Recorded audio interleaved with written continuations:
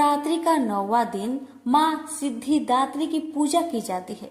सिद्धि का अर्थ है अलौकिक शक्ति और दात्री का अर्थ दाता या प्रदान करने वाली होता है। सिद्धिदात्री का यह स्वरूप सभी दिव्य आकांक्षाओं को पूर्ण करने वाला होता है। इस रूप में माँ कमल पर विराजमान है। माता के 4 हाथ है। उनके चारों हाथों में कमल, गदा, चक्र और शंख धारण करती है। माता का वाहन सिंह है। माता अज्ञानता दूर करने वाली है। ज्ञानों के अनुसार माँ सिद्धिदात्री की पूजा करने से अनिमा, महिमा, गरिमा, लघिमा, प्राप्ति, परकाम्य, ईशित्व और वशिष्ठत्व 8 सिद्धियां प्राप्त होती है और असंतोष, आलस्य, ईर्ष्या, द्वेष आदि से छुटकारा मिलता है। माँ सिद्धिदात्री की कथा। पुराणों के अनुसार भगवान शिव ने माँ सिद्धिदात्री की पूजा करके सभी प्रकार की सिद्धियों को प्राप्त किया था। उनका आधा शरीर स्त्री का हो गया था, इसलिए उन्हें अर्ध नारेश्वर के नाम से भी जाना जाता है। एक समय पे जब सृष्टि में अंधकार छा गया था, तब एक दिव्य शक्ति ने जन्म लिया जो महाशक्ति के अलावा कोई नहीं थी। देवी शक्ति ने ब्रह्मा, विष्णु और महादेव की त्रिमूर्ति को जन्म दिया और तीनों को दुनिया के लिए अपने कर्तव्य को निभाने के लिए अपनी भूमिकाओं को समझाने की सलाह दी। उनके कहे अनुसार त्रिदेव एक महासागर के किनारे बैठ गए और कई वर्षों तक तपस्या की। तब माँ देवी ने सिद्धिदात्री के रूप में उन्हें दर्शन दिए और तीनों को अपनी शक्तियों के रूप में पत्नियां दी, ताकि वो लोग उनकी मदद से सृष्टि रचना का कारोबार कर सके और धीरे धीरे सृष्टि में सब कुछ निर्माण हुआ। इस तरह माँ सिद्धिदात्री की कृपा से सृष्टि की रचना, पालन, संहार का कार्य संचालित हुआ। प्रेम से बोलिए माँ सिद्धिदात्री की जय। प्राचीन काल में धरती पर दुर्गम नाम का एक दैत्य निवास करता था। वह बड़ा दुर्दांत और अत्याचारी था। बल भी उसके शरीर में अपरिमित था। वह जब जोर से हंसता था तो उसके मुख से अग्नि की चिंगारियां निकलती थी। दुर्गम ऋषि मुनियों और संतों पर अपना अधिकार स्थापित करना चाहता था। उन्हें अपने संकेत पर चलाना चाहता था, पर प्रयत्न करने पर भी उसकी यह इच्छा पूरी नहीं हो पाती थी। कारण यह था कि ऋषि मुनियों के पास वेदों का ज्ञान था, सिद्धियां थी। दुर्गम जब भी आक्रमण करता था, वह उनकी सिद्धियों और शक्तियों से पराजित हो जाता था। उसने सोचा कि जब तक ऋषियों मुनियों के पास वैद रहेंगे, वह उन पर आधिपत्य स्थापित नहीं कर सकेगा। किसी प्रकार उनसे वेद छीन लेने चाहिए। यह सोचकर वह वेद प्राप्त करने के लिए ब्रह्मा जी की तपस्या करने लगा। तप करते करते 100 वर्ष बीत गए। उसकी कठिन तपस्या को देखकर ऋषि मुनि भयभीत हो उठे। वेदों के पंडित कांपने लगे। उन्होंने एक साथ मिलकर दुर्गम के तप को भंग करने का बड़ा प्रयत्न किया, पर दुर्गम हिमालय की तरह अपने स्थान पर अडिग बना रहा। दुर्गम ने अविचलित रूप से 1000 वर्षों तक तप किया। आखिर ब्रह्मा जी का आसन हिला। उन्होंने प्रकट होकर दुर्गम से कहा, वत्स, मैं तुम्हारी तपस्या से प्रसन्न हूँ, बोलो तुम्हें क्या चाहिए। दुर्गम ने ब्रह्मा जी को प्रणाम करते हुए कहा, भगवान, यदि आप मेरी तपस्या से प्रसन्न हैं, तो मुझे वेद चाहिए। ब्रह्मा जी वरदान देकर चले गए। वेद दुर्गम के पास आ गए। ऋषि मुनि वेद ज्ञान से वंचित हो गए। उनकी सिद्धियां और शक्तियां लुप्त हो गई। यज्ञ बंद हो गए। यज्ञों में दी जाने वाली हवियां भी बंद हो गई। हवियों से परिपुष्ट होने वाले देवता निर्बल हो गए। दुर्गम ने देवलोक पर आक्रमण करके सहज ही उसे अपने अधिकार में ले लिया। देवता देवलोक छोड़कर भाग गए। उधर धरती पर पानी न बरसने के कारण अकाल पड़ गया। मनुष्य, पशु, पंछी सभी जल और अन्न के अभाव में भूखे मरने लगे। चारों ओर हाहाकार मच गया। भूख से व्याकुल प्रजा राजा के द्वार पर पहुंची, पर राजा के भंडार में भी अन्न का नाम तक नहीं था। राजा दुखी प्रजा जनों के साथ ऋषियों के पास गया। ऋषियों ने कहा, राजन, हम क्या कर सकते हैं? हम वेद मंत्रों को भूल गए हैं। ब्रह्मा जी के वरदान से वे दुर्गम के पास चले गए हैं। पृथ्वी पर न यज्ञ हो रहे हैं, न देवताओं को हविया दी जा रही है। देवता निर्बल हो गए हैं, वे भी कुछ नहीं कर सकते। इस महासंकट को दूर करने के लिए क्या किया जाए, सोच विचार होने लगा। आखिर में निश्चय हुआ कि हम सबको शक्ति की आराधना करनी चाहिए। राजा, प्रजाजन, ऋषि मुनि नदी तट पर उपस्थित हुए और अंतरकंठ से देवी को पुकारने लगे, माँ, हम दुखियों की रक्षा करो, हम तुम्हारी शरण में हैं। इस महाभयानक संकट की घड़ी में तुम्हें छोड़कर हमारा और कौन सहायक है? हे जगजननी, हम पर दया करो, हमें इस संकट से उबारो। अंतरकंठों की पुकार से भगवती दुर्गा द्रवित हो उठी। वे 1000 भुजाओं के साथ प्रकट हुई। उनके बहुत से नेत्र थे।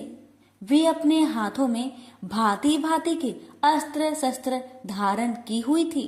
उनकी आंखों से आंसुओं की बूंदें गिरने लगी। उन बूंदों ने प्रचंड धारा का रूप धारण कर लिया। धारा वेग से ऊपर उठी और देवलोक में जा पहुंची। दुर्गम उस प्रचंड धारा को देखकर भयभीत हो उठा। वह देवलोक छोड़कर भाग खड़ा हुआ। उसके हाथ से वेद छूट गए। धारा वेदों को लेकर धरती पर लौट आई। उसने वेदों को ऋषि मुनियों को सौंप दिया। ऋषि मुनियों ने माँ दुर्गा से प्रार्थना की, माँ, अब आप हमें छोड़कर न जाए, या धरती पर निवास कीजिए। भगवती दुर्गा ने ऋषि मुनियों की प्रार्थना स्वीकार कर ली।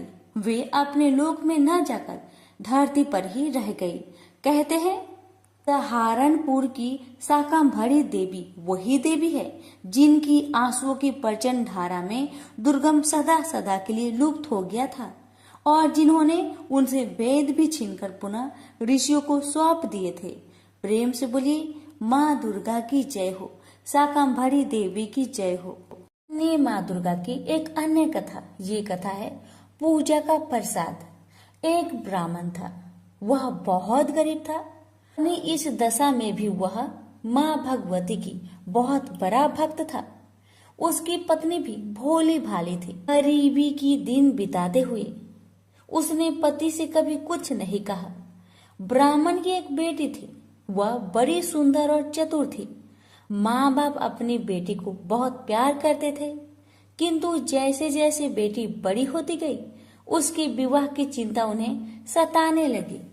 एक समय की बात है कि रात बहुत अंधेरी थी। झमझमाझम बरसते पानी में जब आकाश में बादल गरज रहे थे, तभी किसी ने ब्राह्मण का दरवाजा खटखटाया।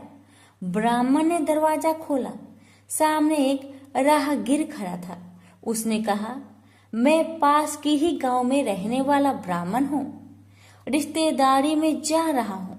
रास्ते में दिन ढल गया है, बरसात शुरू हो गई है, बड़ी कठिनाई से यहाँ तक आ सका हूँ। ब्राह्मण ने कहा, अतिथि के रूप में आप मेरे लिए पूज्य हैं। घर में जो कुछ रूखा सूखा है उसे खाकर संतोष करें। अतिथि ब्राह्मण सत्कार से बहुत प्रसन्न हुआ। बातों बातों में उसे ब्राह्मण की गरीबी और बेटी के विवाह की चिंता की भनक पड़ गई। उसने ब्राह्मण से कहा, आप चिंता ना करें, मेरे गांव में ब्राह्मण का ही एक सुशील लड़का है। मैं आपकी बेटी के हाथ पीले करवाने की जिम्मेदारी उठाता हूँ। दूसरे दिन वह ब्राह्मण चला गया। उसी के प्रयत्न से ब्राह्मण की पुत्री का विवाह हो गया। मगर एक इच्छा और रह गई। माँ दुर्गा देवी की पूजा हो जाती और घर पर 2-4 ब्राह्मण भोजन कर लेते तो कितना अच्छा होता। ब्राह्मण बोला, मेरे मन में भी यह बात थी। विवाह के बाद बेटी को भी नहीं भुला पाए। माँ दुर्गा की पूजा के बहाने उसे भी बुला लेते। नवरात्रि आ रहे हैं, मगर पूजा यूं थोड़ी ही होती है। पैसे तो चाहिए था, कहाँ से लाऊं पैसा? पत्नी बोली, मन में संकल्प है तो काम अवश्य पूरा होगा। माँ दुर्गा की कृपा होगी। तुम जाकर भगवती दुर्गा की मूर्ति लेकर आओ। पत्नी की बात सुनकर ब्राह्मण का उत्साह जाग उठा।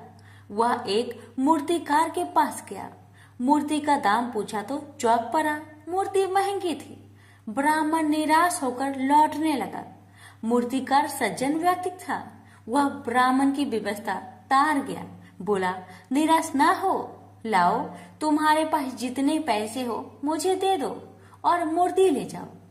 ब्राह्मण सुनकर सोच में पड़ गया। जेब टटोली, उसमें केवल 1 रुपया था, जबकि मूर्ति 10 रुपए की थी। परंतु मूर्तिकार ने उससे 1 रुपए में ही दुर्गा माता की मूर्ति दे दी। घर आकर पत्नी को दुर्गा की मूर्ति दिखाई, लेकिन उस समय पत्नी बीमार थी। ब्राह्मण अकेले ही तैयारी में जुट गया। पत्नी ने कहा, पूजा शुरू होने से पहले बेटी को ससुराल से लेकर आ जाना।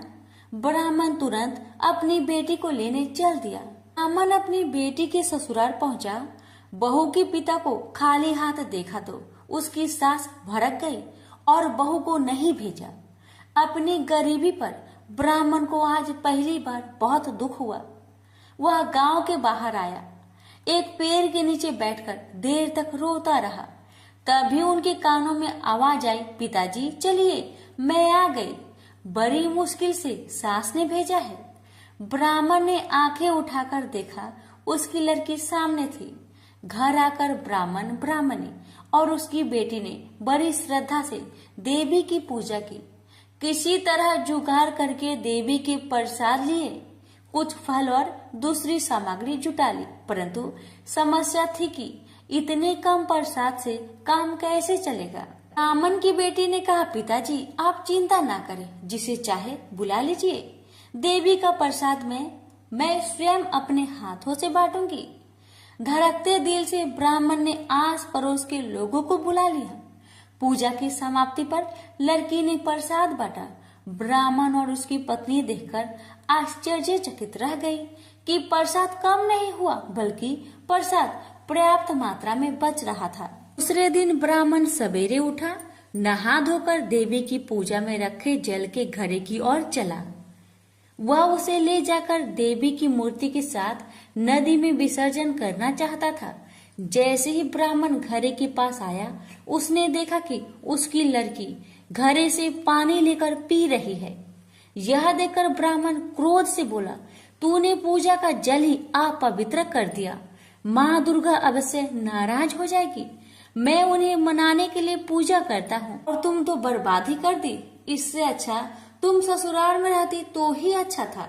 इतना कहकर ब्राह्मण फिर से पूजा में बैठ गया। लड़की अपनी बीमार माँ के पास आई और बोली, माँ अब मैं वापस ससुराल जा रही हूँ, तुम बिल्कुल ठीक हो जाएगी, चिंता मत करना। कुछ देर बाद ब्राह्मण पूजा से उठा। अब उसको अपनी गलती पर बहुत पछतावा हो रहा था। ने अपनी बिटिया रानी को क्यों डांटा, मुझे नहीं डांटना चाहिए था। तभी पत्नी फटाक से बिस्तर से उठकर आई और बोली, बिटिया को क्या कहा? मेरी बिटिया तो चली गई, प्रसाद भी नहीं ले गई। ब्राह्मण ने कहा, बस क्या बताओ, मुझसे गलती हो गई। तुम खाट से उठकर यहाँ क्यों चली आई? जाकर आराम करो, तुम्हारा तबीयत खराब है ना? पत्नी बोली, नहीं, मैं अब बिल्कुल ठीक हूँ। देखो मेरा बुखार भी नहीं है और मुझे कमजोरी भी नहीं लग रही है। तुम प्रसाद के कुछ फल ले जाओ और मेरी बेटी के ससुराल में देकर आओ। पत्नी की बात सुनकर ब्राह्मण देवी की पूजा का फल लेकर तुरंत घर से निकल गया और बेटी के ससुराल में पहुंचा। बेटी से जाकर कहा, अरे तुम नाराज होकर चली आई, तुम प्रसाद भी लेकर नहीं आई। बेटी, माँ बाप से कोई इस तरह नाराज नहीं होता है। पिता की बात सुनकर बेटी ने कहा, पिताजी मैं तो यही थी, आपके साथ गई ही नहीं। लड़की बोली। अब ब्राह्मण का सर चकरा गया। ब्राह्मण ने सारी बात अपनी बेटी को बताई। यह सुनकर सभी चकित रह गए थे। ब्राह्मण बोला, वह और कोई नहीं, माँ दुर्गा ही थी। माँ ने अपने घड़े का जल स्वयं ही पी लिया था, अपनी पूजा का फल स्वयं ही खाए। मैं तो धन्य हो गया। ससुराल वाले भी लज्जित थे कि उन्होंने बहू को उसके मायके में नहीं भेजा। प्रेम से बोलिए माता रानी की जय। सुनिए एक अन्य कथा। ये कथा है माँ दुर्गा से जुड़ी रेवती नक्षत्र की कथा। प्राचीन काल में ऋषित्वक नाम का एक मुनि थे। उनकी बुद्धि बड़ी विलक्षण थी।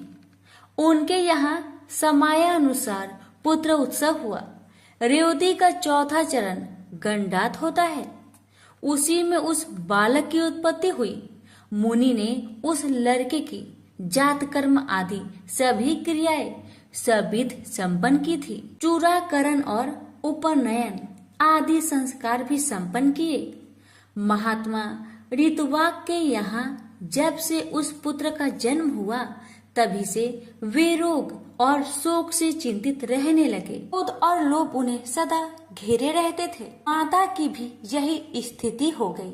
उसे निरंतर अनेक रोग सताने लगे। वह उदास होकर चिंता में डूबी रहती थी। वह लड़का भी उद्दंड हो गया। तब मुनि अत्यंत चिंतित होकर सोचने लगे, कौन सा ऐसा कारण है जिससे मेरा यह पुत्र महान दुष्ट हो गया है। यह सोचकर वे गर्ग जी के पास गए और उनसे पूछा, भगवान आप ज्योतिष शास्त्र आचार्य हैं, मेरे पुत्र के दुराचारी होने का क्या कारण है। गर्ग जी बोले, मुने पुत्र के दुष्चरित्र होने में न तुम कारण हो और न माता तथा न कुल ही। रेवती का अंतिम चरण गंडात होता है, यही कारण है। क्योंकि मुने वही निंदित बेला तुम्हारे इस पुत्र के जन्म समय में बीत रही थी। अतः तुम्हें दुखी करना इसका स्वभाव बन गया, दूसरा कोई भी कारण नहीं है। तुम उस दुख को दूर करने के लिए भगवती दुर्गा की आराधना करो। यत्न पूर्वक सुपूजित होने पर वे संपूर्ण विघ्न शांत कर देती है। गर्ग जी की बात सुनकर ऋतुवाक मुनि क्रोध से मूर्छित हो गए। उन्होंने रेवती को श्राप दिया, वह आकाश से गिर जाए। उस समय नक्षत्र मंडल चमक रहा था, उधर सबके नेत्र लगे हुए थे। इतने में ही मुनि के श्राप से रेवती नक्षत्र आकाश से टूटकर उदगिरी पर आ पड़ा। रेवती के गिरने से वह पर्वत रेवतरु नाम से प्रसिद्ध हो गया। तब से उस पर्वत की शोभा और भी अधिक बढ़ गई। यो रेवती को श्राप देने के पश्चात मुनिवर ऋतुवाक गर्ग जी की कथानुसार भगवती दुर्गा की आराधना करके सुख और सौभाग्य से संपन्न हो गए। रेवती नक्षत्र का जो तेज पर्वत पर गिरा, उससे एक कन्या उत्पन्न हो गई। जगत में अनुपम सुंदरी होकर वह दूसरी लक्ष्मी की भांति शोभा पाने लगी। रेवती के तेज से प्रकट होने वाली उस कन्या पर मुझ ऋषि की दृष्टि पड़ी। उसे देखकर वे प्रसन्न हो गए और उसका नाम रेवती रख दिया। महर्षि परमुज का आश्रम कुमुदगिरी पर था। उस कन्या को वे अपने स्थान ले आए और पुत्री की भांति धर्म पूर्वक उसके पालन पोषण की व्यवस्था कर दी। जब कुछ समय बाद वह सुंदर कन्या युवती हो गई, तब उसे देखकर कौन इसके योग्य वर होगा, ये मुनि विचार करने लगे। बहुत खोजबीन करने पर भी उस कन्या के अनुरूप वर पाने में उन्हें सफलता न मिल सकी। तब वे अग्निशाल में जाकर अग्निदेव की उपासना करने लगे। अग्निदेव प्रसन्न हुए और कन्या के वर के विषय में मुनि से बोले, मुने सदा धर्म में तत्पर रहने वाले पराक्रमी शूरवीर प्रिय भाषी तथा युद्ध में पीछे न हटने वाले राजा दुर्दम इसके पति होंगे। अग्निदेव की बात सुनकर मुनि प्रसन्न हुए। उसी समय संयोगवश राजा दुर्गम शिकार खेलने के बहाने परमुच ऋषि के आश्रम में आए। जब वह आश्रम के भीतर गए, तब उन्हें मुनि दिखाई न पड़े। अतः उन्होंने उस कन्या रेवती को बुलाया और संबोधित करके पूछा, प्रिय महाभाग महर्षि कहाँ है? मैं उनके चरणों के दर्शन करना चाहता हूँ। कन्या बोली, महाराज मुनिवर अभी अभी निकलकर अग्निशाला में गए हैं। कन्या की बात सुनकर राजा दुर्दम अग्निशाला के द्वार पर पहुंच गए। वे राजोचित वेशभूषा में थे। नम्रता से उनका मस्तक झुका हुआ था। उन पर मुनि की दृष्टि पड़ी। तब राजा ने मुनि को प्रणाम किया। मुनि ने अपने एक शिष्य से कहा, गौतम अर्घ्य उपस्थित करो। ये राजा अर्घ्य पाने के अधिकारी है, क्योंकि बहुत दिनों में इनका आगमन हुआ है। और खास बात तो यह है कि यह हमारे जमाता है। यह कहकर मुनि ने उन्हें अर्घ्य दिया और राजा ने उसे स्वीकार भी कर लिया।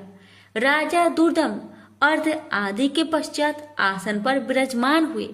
मुनि ने आशीर्वाद देकर उन्हें संतुष्ट किया और कुशल पूछी।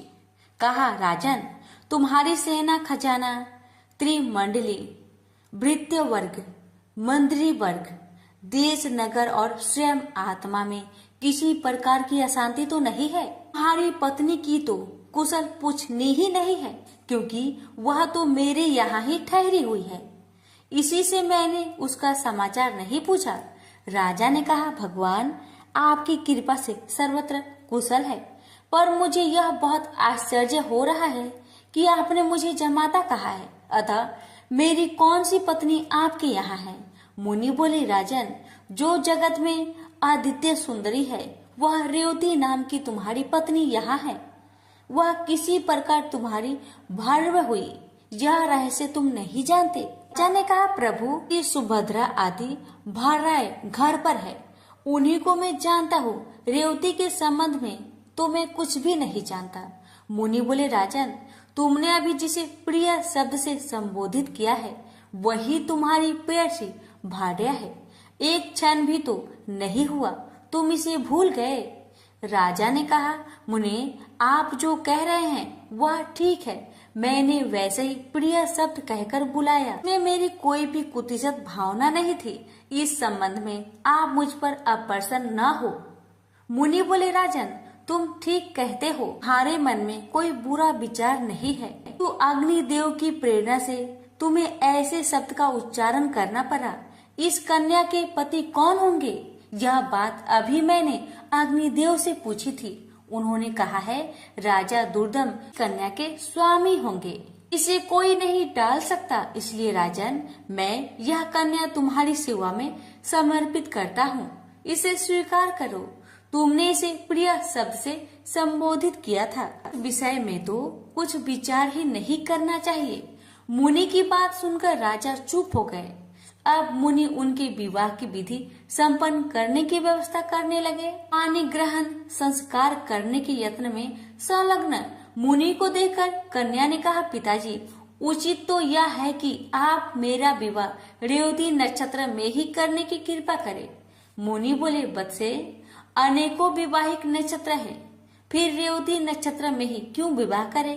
रेवती तो इस समय नक्षत्र मंडल में है भी नहीं।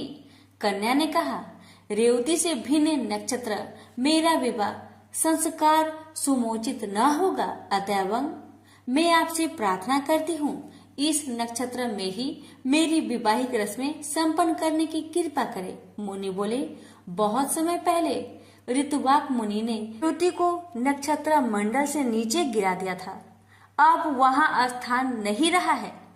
फिर उसी नक्षत्र में विवाह करने के लिए तुम क्यों जोर दे रही हो? कन्या बोली, क्या केवल ऋतुवाक मुनि ने ही तपस्या की है? मन, वाणी अथवा कर्म से ऐसी तपस्या करने की क्या आप में योग्यता नहीं है?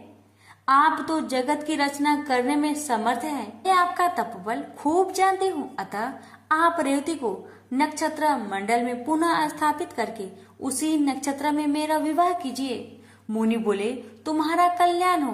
तुम जैसा कहती हो ऐसा ही होगा। मैं तुम्हारे लिए आज ही रेवती नक्षत्र को शुभ मार्ग में स्थित करके उसी नक्षत्र में तुम्हारा विवाह संस्कार संपन्न करूंगा। यह कहकर मुनि ने अपनी तपस्या के प्रभाव से उसी समय रेवती को नक्षत्र मंडल में पूर्ववत स्थापित कर दिया। फिर उसी नक्षत्र में वैवाहिक विधि के अनुसार मुनि ने राजा दुर्दम को वह रेवती नामक कन्या सौंप दी। विवाह कर देने के पश्चात मुनि ने राजा से कहा, वीर, तुम्हें क्या पाने की इच्छा है, कहो, उसे मैं पूर्ण करने को उद्धत हूँ।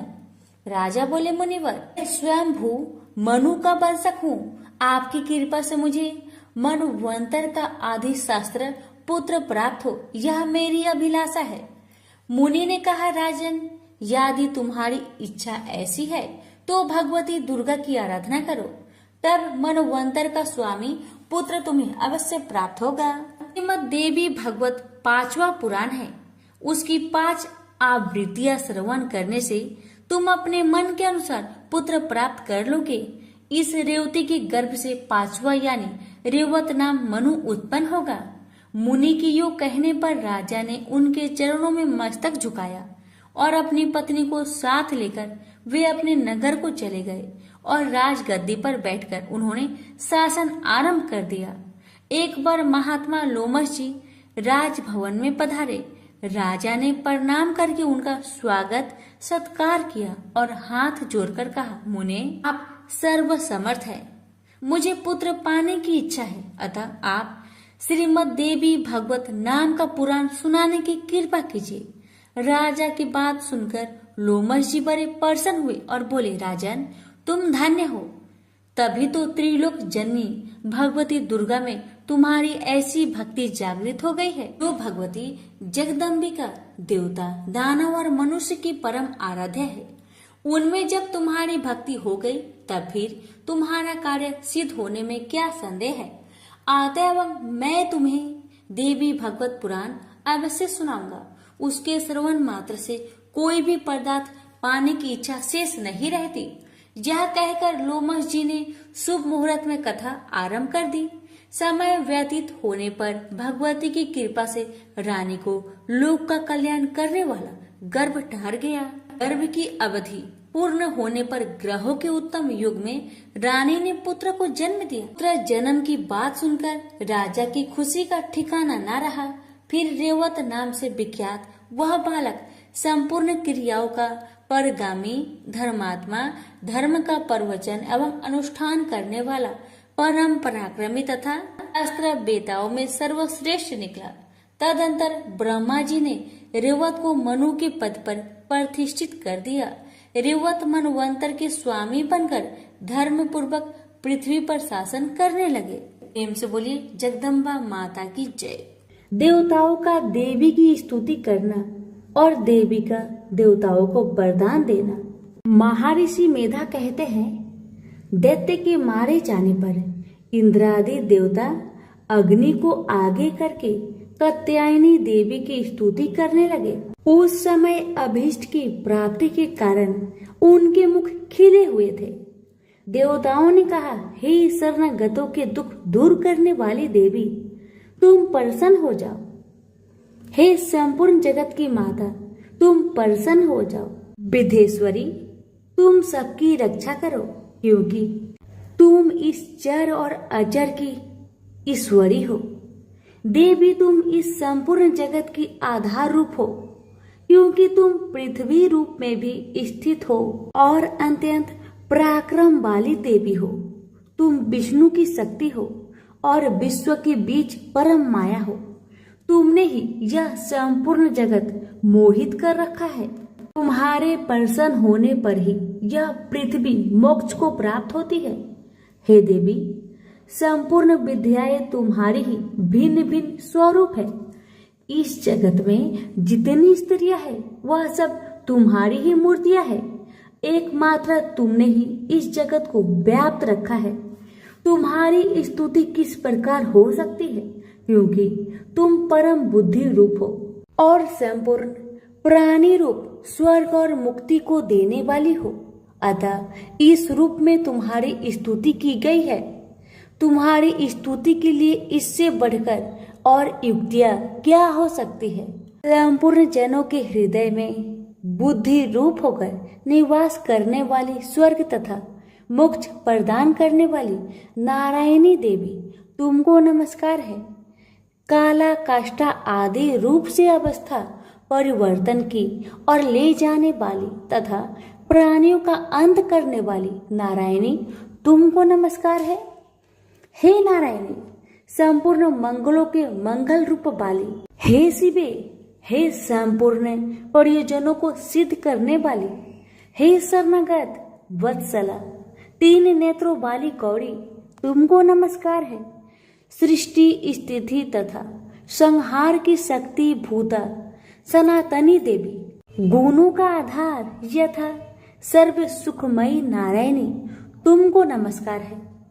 हे शरण में आए हुए शरणागतों, दीन दुखियों की रक्षा में तत्पर, संपूर्ण पीड़ाओं को हरने वाली हे नारायणी, तुमको नमस्कार है। नारायणी, तुम ब्राह्मणी का रूप धारण करके हंसों से जुटे हुए विमान पर बैठती हो तथा कुशा अभिमंत्रित जल छिड़कती रहती हो। तुम्हें नमस्कार है। महेश्वरी रूप से त्रिशूल, चंद्रमा और सर्पों को धारण करने वाली हे महावृषभ वाहन वाली नारायणी, तुम्हें नमस्कार है। मोरों तथा कुकटों से घिरी रहने वाली महाशक्ति को धारण करने वाली कौमारी रूप धारिणी निष्पाप नारायणी, तुम्हें नमस्कार है। शंख, चक्र, गदा और शंख धनुष रूपा आयुधों को धारण करने वाली वैष्णवी शक्ति रूप नारायणी, तुम हम पर प्रसन्न हो। तुम्हें नमस्कार है। दांतों से पृथ्वी धारण करने वाली वरा रूपिणी कल्याणमयी नारायणी, तुम्हें नमस्कार है। उग्र नरसिंह रूप दैत्यों को मारने वाली त्रिभुवन की रक्षा में संलग्न रहने वाली नारायणी, तुम्हें नमस्कार है। मस्तक पर किरीट और हाथों में महावज्र धारण करने वाली सहस्त्र नेत्रों के कारण उज्ज्वल वृत्तासुर के प्राण हरने वाली ऐन्द्री, हे नारायणी, तुम्हें नमस्कार है। हे शिवदूती स्वरूप से दैत्यों की महासेना को नष्ट करने वाली, हे घोर रूप वाली, हे महाशब्द वाली, हे नारायणी, तुम्हें नमस्कार है। दांतों के कारण विकराल मुख वाली मुंड माला से विभूषित मुंड मर्दिनी चामुंडा रूपा नारायणी, तुम्हें नमस्कार है। लक्ष्मी, लज्जा, महाविद्या, श्रद्धा, पुष्टि, स्वाधा, ध्रुवा, महारात्रि तथा महाविद्या रूप नारायणी, तुमको नमस्कार है। मेधा सरस्वती, सर्वोत्कृष्ट ऐश्वर्य रूपिणी बाबड़ी, तामसी, नियंता तथा ईशा रूपिणी नारायणी, तुम्हें नमस्कार है। सर्व स्वरूप, सर्वेश्वरी, सर्वशक्ति युक्त हे देवी, हमारी भय से रक्षा करो, तुम्हें नमस्कार है। हे कात्यायनी, तीनों नेत्रों से भूषित यह तेरा सौम्य मुख सब तरह के डरों से हमारी रक्षा करे, तुम्हें नमस्कार है। हे भद्रकाली, ज्वालाओं के समान भयंकर, अति उग्र और संपूर्ण असुरों को नष्ट करने वाला तुम्हारा त्रिशूल हमें भयों से बचाए, तुमको नमस्कार है। हे देवी, जो आपने शब्द से इस जगत को पूरित करके दैत्य की तेज को नष्ट करता है, वह आपका घंटा इस प्रकार हमारी रक्षा करे जैसे कि माता अपने पुत्र की रक्षा करती है। हे चंडिके, असुरों के रक्त और चर्बी से लथपथ जो आपकी तलवार है, वह हमारा मंगल करे। हम तुमको नमस्कार करते हैं। हे देवी, तुम जब प्रसन्न होती हो संपूर्ण रोगों को नष्ट कर देती हो और जब रुष्ट हो जाती हो तो संपूर्ण वांछित कामनाओं को नष्ट कर देती हो। जो मनुष्य तुम्हारी शरण में आते हैं उन पर कभी विपत्ति नहीं आती, बल्कि तुम्हारी शरण में गए हुए मनुष्य दूसरों को आश्रय देने योग्य हो जाते हैं। अनेक रूप से बहुत प्रकार की मूर्तियों को धारण करके दुष्ट धर्मद्रोही असुरों का तुमने संहार किया, वह तुम्हारे सिवा और कौन कर सकता है माता। चतुर्दश विद्याएं, षष्ठ शास्त्र और 4 वेद तुम्हारी ही प्रकाश से प्रकाशित है। तुम में तुम्हारे ही वर्णन है और जहाँ राक्षस विषैले सर्प शत्रुगण है, वहाँ और समुद्र के बीच में भी तुम साथ रहकर इस विश्व की रक्षा करती हो।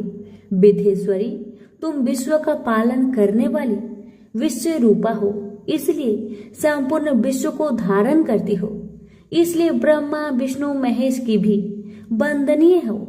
जो भक्ति पूर्वक तुमको नमस्कार करते हैं वह विश्व को आश्रय देने वाले बन जाते हैं। हे देवी, तुम प्रसन्न हो और असुरों को मारकर जिस प्रकार हमारी रक्षा की है, ऐसे ही हमारे शत्रुओं से सदा हमारी रक्षा करती रहो।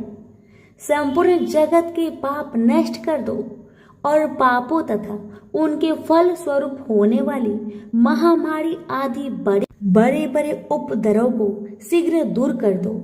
विश्व की पीड़ा को हरने वाली देवी शरण में पड़े हुए पर प्रसन्न हो। त्रिलोकी निवासियों की पूजनीय परमेश्वरी, हम लोगों को वरदान दो। देवी ने कहा, हे देवताओं, मैं तुमको वर देने के लिए तैयार हूँ। आपकी जैसी इच्छा हो वैसा वर मांग लो, मैं तुमको दूंगी। देवताओं ने कहा, हे सर्वेश्वरी त्रिलोकी निवासियों की समस्त पीड़ाओं को तुम इसी प्रकार हरती रहो और हमारे शत्रुओं को इसी प्रकार नष्ट करती रहो। देवी ने कहा, वैवस्वत मनवंतर के 28 युग में 2 और महाअसुर शुंभ और निशुंभ उत्पन्न होंगे। उस समय मैं नंद गोप के घर में यशोदा के गर्भ से उत्पन्न होकर विंध्याचल पर्वत पर शुंभ और निशुंभ का संहार करूंगी। फिर अत्यंत भयंकर रूप से पृथ्वी पर अवतरित होकर मैं बेवपरिचित नामक दानवों का नाश करूंगी। उस भयंकर महाअसुरों को भक्षण करते समय मेरे दांत अनार के पुष्प के समान लाल होंगे। इसके पश्चात स्वर्ग में देवता और पृथ्वी पर मनुष्य मेरी स्तुति करते हुए मुझे रक्त दंतिका कहेंगे।